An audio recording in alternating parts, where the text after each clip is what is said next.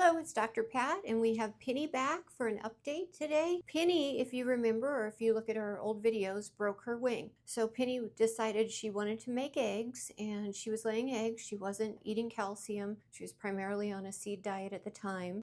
And unfortunately, she had night frights. This is something very common in cockatiels, where they get startled during the middle of the night. It's dark. They can't see well in the dark at all, really. And then they thrash around. And when she did so, she actually broke her wing. Penny's left wing was fractured at the radius and ulna. Penny was very fortunate because many bird fractures are open fractures, meaning the bone will penetrate the skin. And then you have secondary infection and significant trauma and loss of vasculature. Penny, however, did not do that. It was a closed fracture. And so we treated this by bandaging. She had a figure 8 bandage around her wing, and we did that for a few weeks, and then we did clip her wing. She is normally a flighted bird, but obviously as this fracture is healing, we don't want her trying to gain lift and fly on this wing. She's grounded for the short term while the bone builds up the callus, reinforces itself, and regrows, which it's doing. And then as her wings grow out and her bones heal, she'll be back to her normal flighted bird controlling the household like every cockatiel